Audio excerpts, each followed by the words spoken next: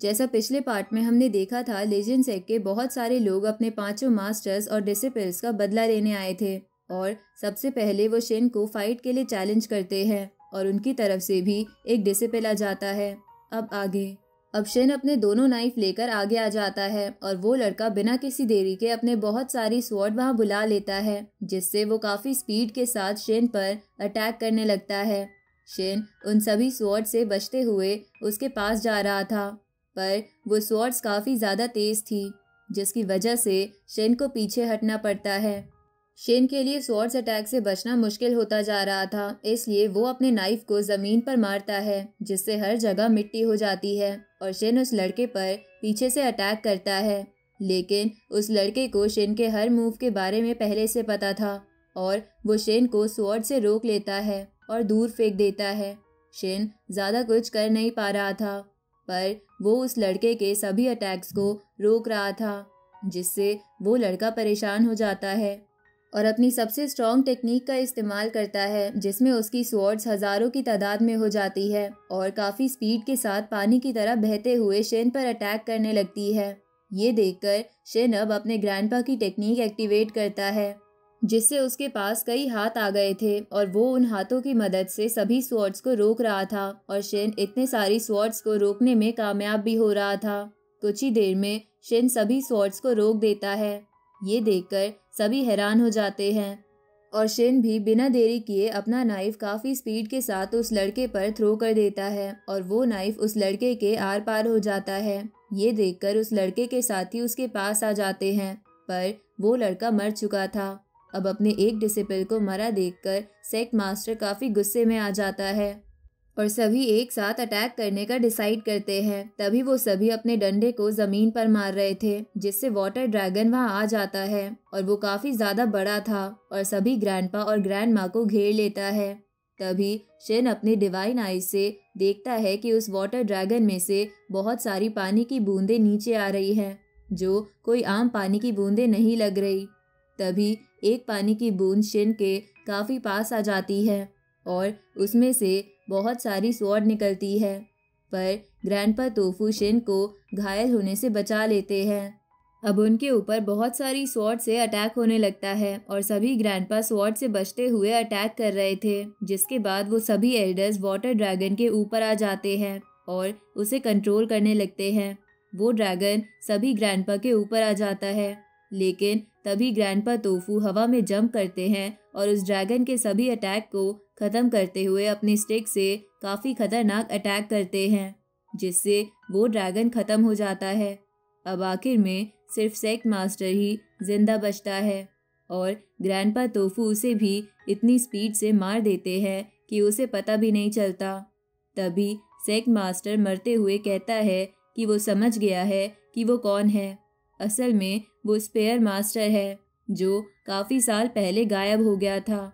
फिर sect master एक request करता है और बताता है कि हम लोग अपने मरे हुए साथियों की बॉडी पानी में दफनाते हैं। ग्रैंडपा तोफू सेक्ट मास्टर को इस बात की चिंता ना करने की कहता है, जिसके बाद हम देखते हैं सभी ग्रैंडपा उन सभी एल्डर्स की बॉडी को कॉफिन में डालकर नदी में बहा देते हैं। जिसके बाद हम देखते हैं सभी ग्रैंडपा और ग्रैंडमा शेन को लेकर एक मार्केट टाइप जगह पर ले आते हैं और उसे बताते हैं कि यहाँ दुनिया भर से लोग आते हैं और अगर शेन सभी को फाइट में हरा देता है तो शेन कभी किसी से नहीं हारेगा। कुछ ही देर में वो शेन के लिए स्टेज लगा देते हैं और शेन को हराने पर बहुत बड़ा इनाम भी रख देते हैं। इसलिए बहुत सारे लोग भी शेन से फाइट करने आने लगते हैं, पर कोई भी जीत नहीं पा रहा था। अगले सीन में हम देखते हैं शेन ने वहाँ सभी लोगों को हरा दिया था, जिसकी वजह से ग्रैंडपा तोफू के पास काफी सारा ट्रेजर आ गया था और फाइट करने के लिए अब कोई नहीं बचा था। तभी वहाँ एक मॉन्क आ जाता है और वो फाइट करने की कहता है, लेकिन हमें पता चलता है वो ग्रैंडपा माँ को वापस ले जाने आया है। ग्रैंडपा माँ उसे देखकर काफी गुस्से में आ जाते हैं और हमें पता चलता है वो पहले दोनों एक ही सेक्ट में थे और वो मॉन्क बताता है कि अगर माँ गया नहीं होता तो अब तक वो उनके सेक्ट का लीडर बन चुका होता, पर ग्रैंडपा माँ की बीवी और बच्चे की हत्या कर दी गई थी, इसलिए उन्होंने वो सेक्ट छोड़ा था और अब वो उन्हें वापस बुला रहे हैं। तो वो मॉन्क अपने डिसिपल को आगे बुलाता है और कहता है अगर उसका डिसिपल माँ के डिसिपल से जीत गया तो माँ को वापस से उनका सेक्ट ज्वाइन करना होगा। जिस पर ग्रैंडपा माँ जवाब देते हैं कि अगर शेन हार गया तो वो अपना गला कटवा लेंगे। ये सुनकर सभी हैरान हो जाते हैं और शेन के सामने उसका अपोनेंट मॉन्क आ जाता है। अब शेन उसके ऊपर अटैक कर देता है, पर वो मॉन्क भी कम नहीं था और शेन के अटैक को रोक लेता है। तो शेन अपनी वाटर टेक्निक का इस्तेमाल करता है, जिससे वो बहुत सारे ड्रैगन वहाँ बुला लेता है और उनसे उस मॉन्क पर अटैक करता है। लेकिन वो मॉन्क अपनी टेक्निक से बुद्धा को बुला लेता है और एक काफ़ी बड़ी बेल सामने आ जाती है और शेन का अटैक कुछ नहीं कर पाता। इसके बाद भी शेन कई अटैक्स करता है पर कोई काम नहीं करता। तो अब शेन डेमोनिक और डिवाइन पावर को मिलाकर अटैक करने का डिसाइड करता है, पर अगर ये अटैक काम नहीं किया तो शेन के पास और पावर नहीं बचेगी और वो पक्का हार जाएगा। पर फिर भी शेन रिस्क लेता है और अटैक करता है। मॉन्क वापस से अपनी बेल सामने ले आता है, पर अब की बार शेन उसकी बेल तोड़ते हुए अटैक करके उसकी बॉडी से सोल बाहर निकाल देता है और तुरंत ही वापस अंदर भी कर देता है। ये देखकर सभी हैरान हो जाते हैं और मॉन्क हार चुका था। तभी उस मॉन्क का मास्टर ग्रैंडपा माँ से शेन की तारीफ करता है और कहता है कि उसने काफ़ी अच्छा डिसिप्लिन रखा है। फिर वो मॉन्क वहाँ से चले जाते हैं, जिसके बाद ग्रैंडपा माँ शेन को जीतने के लिए एक वेपन देते हैं जो उस मॉन्क ने दांव पर लगाया था और ग्रैंडपा माँ बताते हैं कि इस वेपन से कोई भी शेन के माइंड पर अटैक नहीं कर पाएगा और इसे उनके सेक्ट के ग्रेट मास्टर ने खुद बनाया है। जिसके बाद हम देखते हैं ग्रैंडपा तोफू और ग्रैंड माँ शेन के साथ अपने डैशो विलेज में जा रहे थे, पर एक आदमी सभी जाते हुए लोगों से मदद मांग रहा था क्योंकि उसकी बीवी बच्चे को जन्म देने वाली थी, पर उसे किसी ओल्ड लेडी की मदद चाहिए थी। लेकिन कोई उसकी मदद नहीं कर रहा था क्योंकि रात होने वाली थी और डार्कनेस आने वाली थी। तभी ग्रैंडमा उसके सामने आ जाती है और उसकी मदद करने की कहती है। अब वो सभी डार्कनेस से बचते हुए उस आदमी के विलेज में आ जाते हैं और ग्रैंडमा उस आदमी की बीवी के पास चली जाती है। तभी शेन को पता चलता है कि वह एक डेमोनिक स्नेक है जो बच्चे की सोल खा जाता है, तो शेन उसे मारकर उस बच्चे की जान बचा लेता है। आगे उन्हें पता चलता है वहाँ डेमोनिक सेक्ट के कुछ लोग थे जो ग्रैंडमा से बदला लेना चाहते थे, पर शेन अपने स्टाफ की मदद से ग्रैंडमा को बचा लेता है और उन डीमंस को भी मार देता है। अगले दिन घर जाते हुए ग्रैंडमा शेन को बताती है कि पहले वो डीमन सेक्ट में ही थी, लेकिन उन्होंने वहाँ से एक बुक चुरा ली थी और कुछ लोगों को भी मार दिया था, जिसकी वजह से अब वो लोग उन्हें ढूंढ रहे हैं और अब उन्होंने उनके लोगों को मार दिया है तो वो लोग वापस ज़रूर आएंगे। सीन शिफ्ट होता है और हम दो लोगों को देखते हैं जो उसी विलेज में पहुंच जाते हैं और उन्हें एक मरी हुई बॉडी से हर चीज़ के बारे में पता चल जाता है कि कैसे ग्रैंडमा और ग्रैंडपा ने एक एक डीमन को मारा और कैसे शेन ने एक डेमोनिक स्नेक को मारा। ये सब पता करने के बाद वो दोनों वहाँ से चले जाते हैं। वापस से सीन शिफ्ट होता है और शेन जंगल में ट्रेनिंग करने आया था, पर ग्रैंडमा को उसकी चिंता हो रही थी, इसलिए वो भी भेस बदलकर उसके साथ आ जाती है।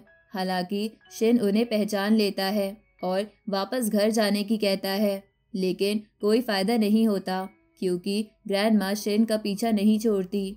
दूसरी तरफ वो दोनों लोग जिन्हें हमने पहले देखा था वो डैशो विलेज में पहुंच जाते हैं और वो ओल्ड मैन ग्रैंडमा से मिलने की कहता है और मास्क मैन दूर जाकर खड़ा हो जाता है। विलेज चीफ बाहर आता है और उन दोनों को बताता है कि जिस लेडी से उन्हें मिलना है वो अभी यहाँ नहीं है, पर विलेज चीफ की बातों से लग रहा था कि वो मास्क मैन को पहले से जानते हैं। तभी मास्क मैन विलेज चीफ से कहता है कि उन्हें तो पता ही होगा उनकी जनरेशन के अब कुछ ही लोग बचे हैं, इसलिए वो विलेज चीफ से ग्रैंडमा को बुलाने की कहता है क्योंकि जो उन्होंने 40 साल पहले किया था उसका उन्हें कुछ तो जवाब देना होगा। मास्क मैन कहता है उन्होंने ग्रैंडमा से मिलने के लिए 40 साल तक वेट किया है, वो और वेट भी कर सकते हैं, बस उन्हें विलेज चीफ से यहाँ एक रात रुकने की परमिशन चाहिए। विलेज चीफ उनके रहने के लिए मान जाते हैं। तभी वो ओल्ड मैन एक सिग्नल देता है और वहाँ बहुत सारी बड़ी बड़ी शिप आने लगती है और वो बड़े बड़े स्टैचू को भी अपने साथ ला रहे थे। शायद वो भी जानते थे कि डार्कनेस से लड़ने के लिए स्टैचू का होना बहुत ज़रूरी है। उन्हें देखकर ऐसा लग रहा था कि जैसे उन्होंने अपनी पूरी आर्मी को बुला लिया हो और वो किसी फाइट के लिए आ रहे हैं। जिसके बाद हम देखते हैं शिन और उसकी ग्रैंडमा अपने विलेज में वापस आ गए थे, लेकिन उनका विलेज तो पूरी तरह से चेंज हो चुका था। ये देखकर वो दोनों काफ़ी हैरान हो जाते हैं। वहाँ बहुत बड़े बड़े घर बने थे और वहाँ लिनसन का नाम लिखा था, जो देखकर ग्रैंडमा थोड़ी टेंशन में आ जाती है। तभी शिन नोटिस करता है उसकी ग्रैंडमा के हाथ काँप रहे हैं, तो वो उनसे पूछने लगता है कि क्या यहाँ कुछ गलत हो रहा है। पर ग्रैंडमा कोई जवाब नहीं देती और शिन को अपने साथ ले जाने लगती है। दूसरी तरफ वो मास्क मैन अब भी विलेज चीफ के साथ बैठा था। तभी वहाँ ग्रैंडमा आ जाती है और उस मास्क मैन को रिस्पेक्ट देती है। अब विलेज चीफ ग्रैंडमा को बताते हैं कि वो आदमी 2 दिन से उनका वेट कर रहा है और उनसे मिलना चाहता था। अब वो मास्क मैन सभी को बताने लगता है कि जब से उनके सेक्ट मास्टर की डेथ हुई है, उनका सेक्ट डाउनफॉल का शिकार हो गया है, जिसकी वजह से उनका सेक्ट बहुत ज़्यादा परेशानियों को झेल रहा है। ये कहते हुए वो अपना मास्क उतार देता है और मास्क के पीछे एक काफ़ी हैंडसम बंदा था। वो बंदा कहता है वो अब बुढ़ा हो चुका है और वो चाहता है कि उसके मरने के बाद कोई अच्छा मास्टर उनके सेक्ट को संभाले। शिन उस बंदे को देखकर हैरान हो जाता है और उसे यकीन नहीं हो रहा था कि वो बंदा एक ग्रेट मास्टर है, क्योंकि देखने में तो वो शिन से 2-3 साल ही बड़ा लग रहा था।